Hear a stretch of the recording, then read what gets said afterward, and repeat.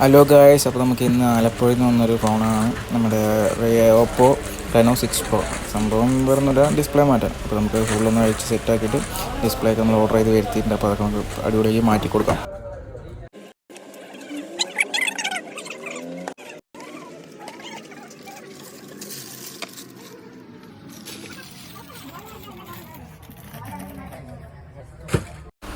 അപ്പോൾ സംഭവം ഇഷ്യൂ എന്താണെന്ന് വെച്ചാൽ അപ്ഡേഷൻ ശേഷം ഫുള്ള് ഗ്രീനായി പോയതാണ്. അപ്പോൾ ഡിസ്പ്ലേ മാറ്റി നമുക്ക് ഇപ്പോൾ ചെയ്യാൻ പറ്റില്ല. അല്ലെങ്കിൽ അതിൻ്റെ ഫ്ലെക്സ് ബോണ്ടി ചെയ്യാൻ. അപ്പോൾ കസ്റ്റമർ പറഞ്ഞാൽ കുഴപ്പമില്ല, ഡിസ്പ്ലേ മാറ്റിയാൽ മതി പറഞ്ഞു. നമുക്ക് ഫുള്ള് അഴിച്ചിട്ട് ഡിസ്പ്ലേ നേരെ ചേഞ്ച് ചെയ്യാം.